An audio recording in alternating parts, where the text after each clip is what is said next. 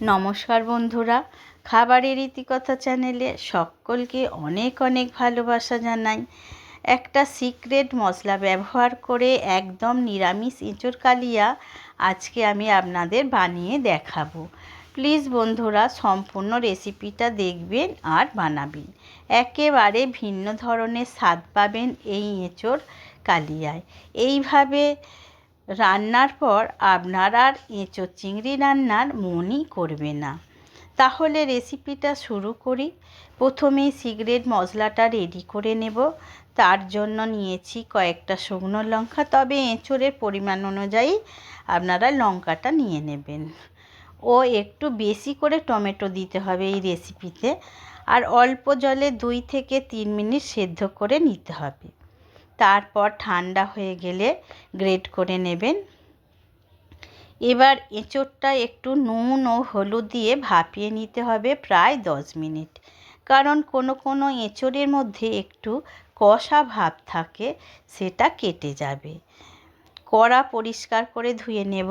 কড়াই একটু বেশি করে তেল দিয়ে দিতে হবে, আর ঘি না দিলেও চলবে, তবে অনেকে নিরামিষ রান্নায় ঘি পছন্দ করেন, তো তারা একটু দিয়ে দেবেন। আলু বেশ ভালো করে ভেজে নেব।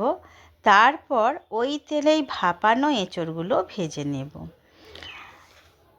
কড়ায় আর একটু তেল দেব, আর যারা ঘি খাবেন এই সময় ঘিটা দিয়ে দেবেন। আর ফোড়নে দেব তেজপাতা, শুকনো লঙ্কা, কয়েকটা গোটা মশলা ও একটু জিরে। ভালো করে ভেজে নিয়ে 1 চামচ আদা ও কাঁচা লঙ্কা বাটা দিয়ে ভালো করে কষিয়ে নেব।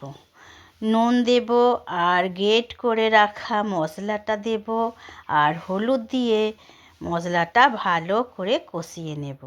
তারপর 50 গ্রাম মতো ফেটানো টক দই মশলার সাথে দিয়ে ভালো করে কষিয়ে নেব, আর একটু চিনি দেব, আর মশলা ধোয়া জলটাও দিয়ে দেব।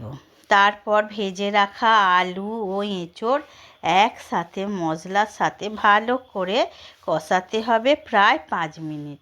তারপর জল দিয়ে দেব, তবে ওই জলটা একটু গরম হলে ভালো হয়। একটু ঢাকা দিয়ে সেদ্ধ করে নেব। এঁচোড় ভাজাতে কষাতে বেশ প্রায় সেদ্ধই হয়ে গিয়েছিল, তাই খুব বেশি জল দেবেন না। তারপর সব কিছু সেদ্ধ হয়ে গেলে অল্প জুস রেখে নামিয়ে নেবেন, আর সব শেষে একটু গরম মশলা ছড়িয়ে দেবেন।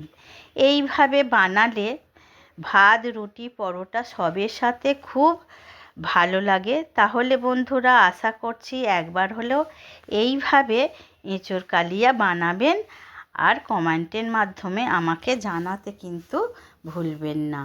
নমস্কার।